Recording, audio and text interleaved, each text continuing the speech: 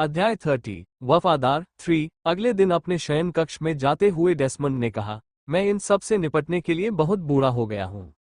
William ने उसे रात भर रुकने के लिए कहा और शराब पीने के लिए रेड लाइट एरिया से कुछ महिलाओं को बुला लिया ताकि वे उनका मनोरंजन कर सके।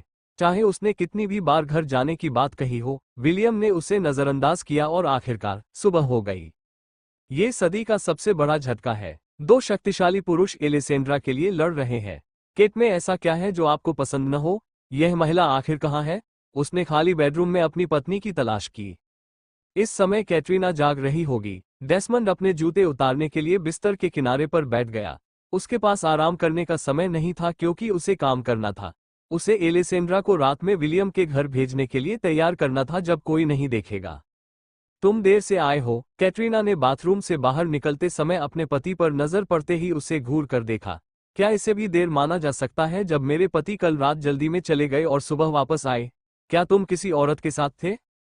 कैटरीना, बेतुका मत बनो। मैं किसी औरत का मनोरंजन क्यों करूंगा जब ऐसी संभावना है कि तुम मुझे मेरी गेंदों से पकड़कर पेड़ पर लटका दोगी?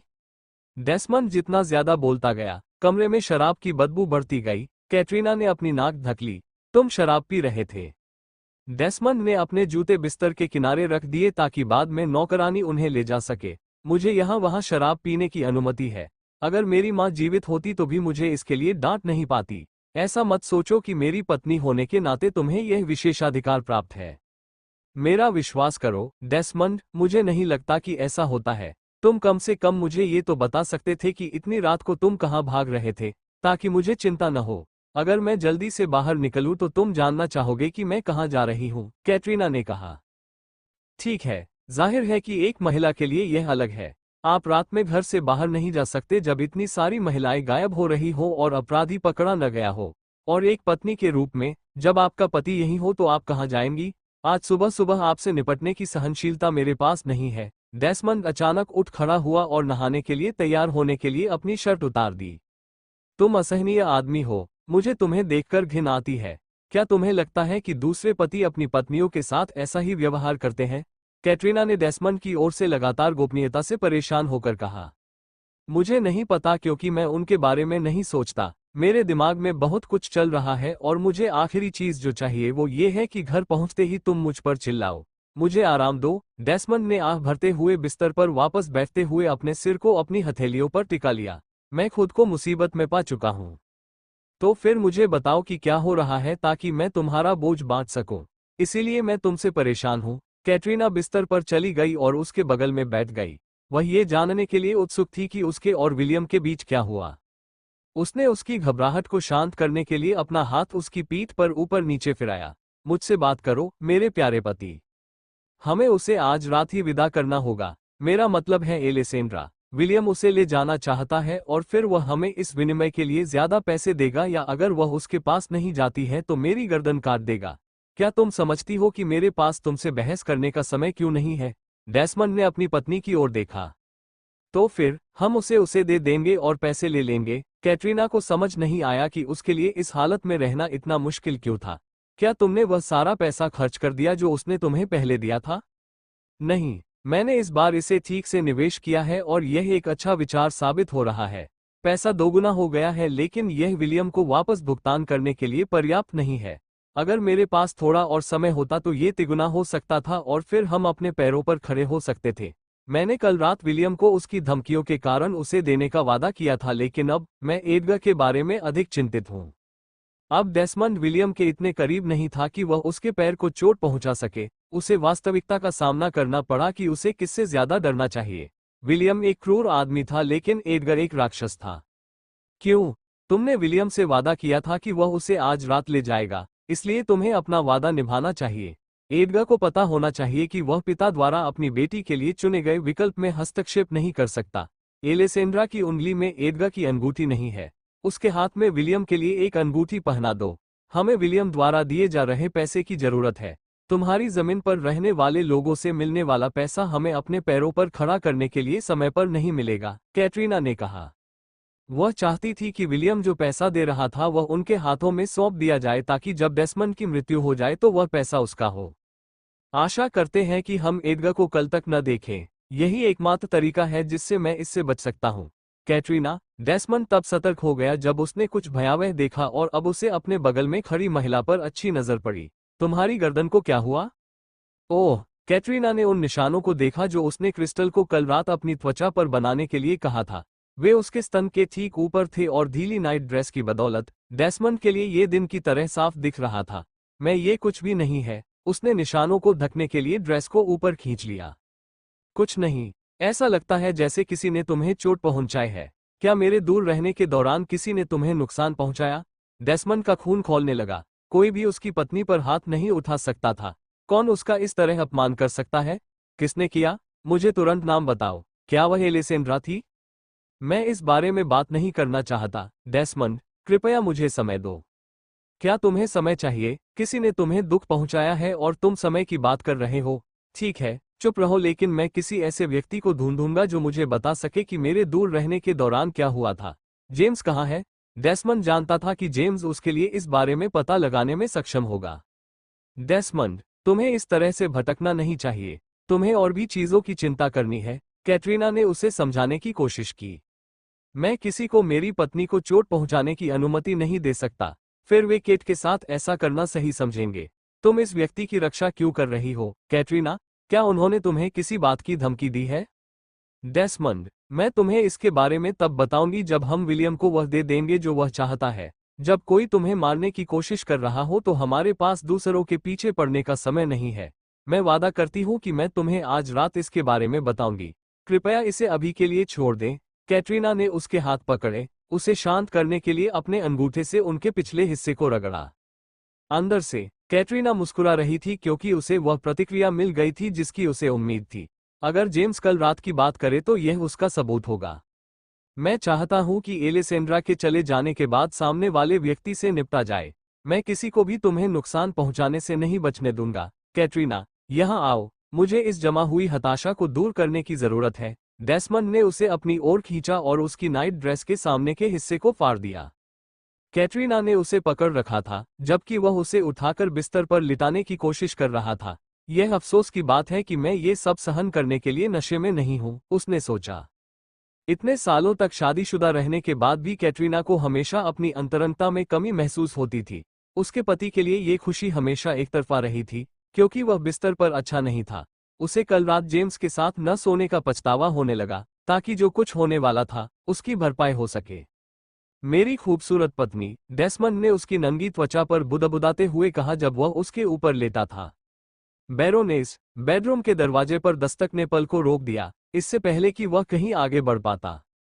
क्रिस्टल की आवाज सुनकर कैटरीना बहुत खुश हुई। हमें रुकना होगा, डेस्मंड। आज मुझे बहुत कुछ करना है। उसने धीरे से उसके शरीर को अपने ऊपर से धकेला। अगर वे दोनों एक साथ बिस्तर पर होते तो शायद वह उसे वहीं मार देती। अध्याय 31। आप ड्यूक से शादी नहीं कर सकते। 1 एलिसेंड्रा, यह आपकी नई नौकरानी सैली विंटर्स है। मैं आपके सुबह के कामों में आपकी मदद करने आई हूँ, सैली ने दरवाजा खटखटाने के बाद कहा। उसकी घबराहट चरम पर थी और उसका हाथ डर से कांप रहा था, लेकिन जैसा कि बटलर ने कहा, ये केट के लिए काम करने या नौकरी से निकाले जाने से बेहतर था। एलिसेंड्रा, क्या आप केट को उसके नाम से बुलाते थे जब आप उसकी निजी नौकरानी के रूप में काम करते थे? एलिसेंड्रा ने दरवाजा खोलते ही पूछा। वह ये जानने के लिए उत्सुक थी कि उसका नाम कौन पुकार रहा था, जब तक उसे याद नहीं आया कि उसने नौकरानी के लिए कहा था। क्या मैं उचित उपाधि पाने के योग्य नहीं हूँ? वह तो, सैली ने शर्म से अपना सिर झुका लिया और एलिसेंड्रा के शापित चेहरे को देखने से बचने लगी। एलिसेंड्रा सैली को जगह देने के लिए एक तरफ हट गई। अंदर आओ। वह जानती थी कि अफवाहों के बारे में सोचे बिना किसी को अपने साथ रखना आसान नहीं होगा। एलिसेंड्रा को समझ में नहीं आया कि लोग सच में क्यों मानते हैं कि उसके चेहरे को देखने से कोई भी शापित हो जाएगा और फिर कुछ ही समय में मर जाएगा। एलिसेंड्रा ने सैली के पीछे का दरवाजा बंद कर दिया ताकि कोई उनकी बातचीत न सुन सके।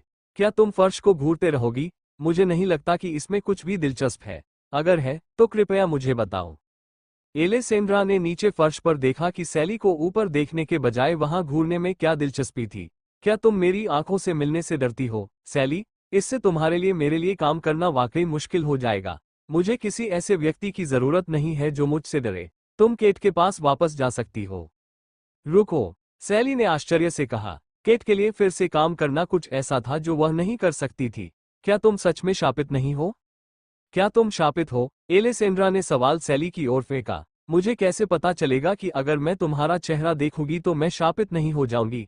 ऐसी अफवाहें हैं कि अगर कोई तुम्हारे बहुत करीब रहता है तो उसका घर गिर जाएगा, ठीक वैसे ही जैसे तुम्हारा घर गिर गया था। ये झूठ है, सैली ने बचाव करते हुए चिल्लाया। मुझे नहीं पता कि तुमने ऐसी बात कहाँ सुनी। मेरे परिवार का दुर्भाग्य गलत निर्णयों के कारण हुआ और हमारे बारे में कुछ भी अभिशाप नहीं है। तुमने ये कहाँ सुना? मैंने अभी अभी यह बात गढ़ी है। एलेसेंड्रा अपनी खिड़की के पास गई और काम पर जा रहे कर्मचारियों को देखने लगी। हालांकि अगर मैं इस झूठ का जिक्र करती रहूंगी तो ये हर किसी तक फैल जाएगा और निश्चित रूप से वे इस पर विश्वास कर लेंगे। तुम ऐसा नहीं कर सकते। इससे मेरी जिंदगी पहले से भी ज्यादा बर्बाद हो जाएगी। सैली नहीं चाहती थी कि एलेसेंड्रा ऐसा करे।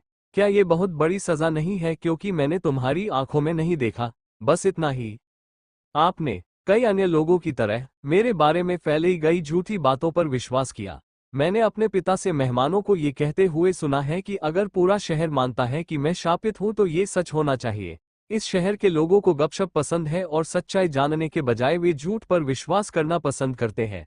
मैं शापित नहीं हूं, लेकिन अगर आप मेरी बात पर विश्वास नहीं करते हैं तो कृपया चले जाएं। मैं किसी ऐसे व्यक्ति को अपने पास रखने की योजना नहीं बना रहा हूं जो मुझसे डरता है। सैली अभी भी खड़ी थी, अपने विकल्पों पर विचार कर रही थी। केट एक युवा लड़की के शरीर में फंसी शैतान थी, लेकिन एलेसेंड्रा के इर्द गिर्द कई अफवाहें थीं। एलेसेंड्रा के लिए एकमात्र बचाव एडगा होगा और एक बार जब वे शादी कर लेंगे तो हर कोई उसके बारे में जो कुछ भी कहता है उसे बदलकर ड्यूक के पक्ष में हो जाएगा। मैं अपने पिछले व्यवहार के लिए माफी मांगती हूँ। कृपया मुझे आपके साथ किए गए व्यवहार को सुधारने का मौका दें। सैली ने खिड़की से एलेसेंड्रा को देखने के लिए अपना सिर उठाया। भविष्य की डचेस के लिए काम करने का अवसर उसके सामने आया, जिसका मतलब था कि उसे एलेसेंड्रा द्वारा शापित होने के डर पर काबू पाना था।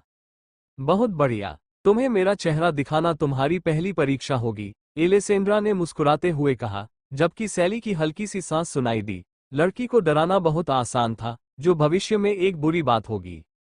एलेसेंड्रा को ऐसे लोगों की जरूरत थी जो ड्यूक से उसकी सगाई की घोषणा के बाद उसके सामने आने वाले लोगों से निपटने में मदद कर सके। नए दुश्मन होंगे, लोग उसका इस्तेमाल करना चाहेंगे और कुछ लोग उसके दोस्त बनना चाहेंगे। उसे इन लोगों पर नजर रखने में मदद करने के लिए एक अतिरिक्त व्यक्ति की जरूरत थी। अगर तुम यही चाहती हो, सैली ने अपनी नसों को शांत करने के लिए अपने नाखूनों से खेला। कोई नहीं जानता था कि एलेसेंड्रा के चेहरे का दूसरा हिस्सा कैसा दिखता था। आप जो आधा हिस्सा देख सकते थे वह निश्चित रूप से सुंदर था, लेकिन मुखौटे के पीछे छिपा हुआ दूसरा आधा हिस्सा जो दिखाई दे रहा था उसे फीका कर रहा था। हर कोई इस बात से डरता था कि अगर एलेसेंड्रा ने कभी अपना मुखौटा हटाया तो वे क्या देखेंगे। कुछ लोगों का दावा था कि शायद शैतान का कोई निशान होगा या शायद उसका चेहरा पिघल गया होगा। तुम पास हो गए। एलेसेंड्रा सैली के पास से होते हुए उस कोने में चली गई जहां उसने कल ड्यूक के आने पर अपना सामान पैक कर रखा था। लेकिन मैंने आपका चेहरा नहीं देखा, मैं सिर्फ तुम्हें चिढ़ा रही थी। मुझे उम्मीद थी कि तुम भाग जाओगे, लेकिन केट के लिए फिर कभी काम न करने का तुम्हारा दृढ़ संकल्प तुम्हें प्रेरित कर रहा है, एलेसेंड्रा ने कहा। तुम्हें पता है कि मैंने तुम्हें इसलिए चुना क्योंकि कल केट के बेडरूम में जो हुआ था, मैंने तुम्हारे चेहरे पर वह भाव देखा था जब केट वहां असहाय पड़ी थी। तुमने मुझे इसलिए चुना क्योंकि तुम जानते हो कि मुझे केट पसंद नहीं है। क्या मैं सिर्फ तुम्हें केट के राज बताने के लिए यहाँ हूँ या तुम्हारी जगह उससे बदला लेने के लिए? सैली इन दोनों में से किसी भी चीज में शामिल नहीं होना चाहती थी। यदि केट को कभी पता चल गया कि सैली ने एलेसेंड्रा को उसके रहस्य बता दिए हैं, तो केट सैली को बर्बाद करने के लिए कुछ भी कर सकती है। नहीं, मैंने तुम्हें इसलिए चुना क्योंकि मैं जानती हूँ कि तुम केट के पास वापस नहीं जाओगे और उसे सब कुछ नहीं बताओगे जो मैं कर रही हूँ क्योंकि तुम उससे डरते हो। तुम्हें उससे दूर रहना होगा क्योंकि तुमने मुझे उस पर गंदगी फेंकते हुए देखा है। एलेसेंड्रा केट को इतनी अच्छी तरह जानती थी कि वह जानती थी कि सैली के मामले में वह खून के प्यासे हो जाएगी। केट को शर्मिंदा होना पसंद नहीं था और जो भी लोग इस शर्मिंदगी के गवाह होते थे वे उनकी सूची में होते थे। मैं अपने साथ किसी ऐसे व्यक्ति को नहीं रखना चाहती जो केट के इर्द गिर्द घूमता रहे। जब मैं यहाँ से चली जाऊंगी तो मैं केट से कोई संबंध नहीं रखना चाहती। अगर मुझे कभी पता चला कि तुम उससे गुप्त रूप से मिले थे तो मैं तुम्हें नहीं रखूंगी। एलेसेंड्रा केट के साथ खुद को चिंतित नहीं करना चाहती थी क्योंकि वह अब यहाँ नहीं रह रही थी। जैसे ही वह ड्यूक के साथ रहने के लिए घर से बाहर कदम रखेगी, उसके केट और कैटरीना से संबंध टूट जाएंगे। वह केवल अपने पिता से बदला लेना चाहेगी, जिन्होंने इतने सालों तक उसे अकेला छोड़ दिया। मैं कभी भी उसके साथ नहीं रहूंगी। मैं वादा करती हूँ। केट के अधीन काम करने से मुझे जानवर जैसा महसूस हुआ। जब मैंने कोई गलती नहीं की थी, तब भी वह मुझे नीचा दिखाती रही और मारती रही। मैं तुम्हें एक बात बताऊंगी क्योंकि तुमने मुझे बचाया है। केट को अब तुम्हारे ड्यूक से सगाई करने की चिंता नहीं है, जो अजीब है क्योंकि वह ड्यूक के प्रति कितनी दीवानी है, सैली ने खुलासा किया। एक क्षण तो केट सगाई को लेकर स्पष्ट रूप से परेशान दिख रही थी, लेकिन फिर वह मुस्कुराने लगी, जैसे कुछ अच्छा हुआ हो। केट ऐसी नहीं है जो चुपचाप बैठी रहे जबकि दूसरे लोग उसकी चीजें ले लें और बैरोनेस अपनी बेटी को वह सब देती है जो वह चाहती है। मुझे हमेशा केट के पास रहना चाहिए और जब उसे आपकी बिल्ली के बच्चे के लिए कब्र खोदनी थी, तो बैरन और बैरोनेस उससे बात करने गए थे। सैली ने सोचा कि यह जानकारी उपयोगी होगी क्योंकि यह सब ड्यूक के जाने के ठीक बाद हुआ था। एलेसेंड्रा को खुशी हुई कि सैली ने यह बात बताई। उसे यह अजीब लगा कि उसका परिवार एक बार भी उसे ड्यूक के प्रस्ताव को ठुकराने के लिए मनाने नहीं आया। उसे घर में अपनी मर्जी से घूमने से नापसंदगी के अलावा वे सभी बेहद शांत लग रहे थे। जब मैं आसपास नहीं था, तब उन्होंने किसी बात पर बात की। उनके पास ड्यूक से मेरी सगाई तोड़ने की कोई योजना होनी चाहिए, लेकिन मुझे नहीं पता कि वह क्या है। एलेसेंड्रा को अपने परिवार के साथ बिताए जाने वाले आखिरी दिन के बारे में बेचैनी महसूस हो रही थी। अभी उनसे दूर रहना ही बेहतर होगा।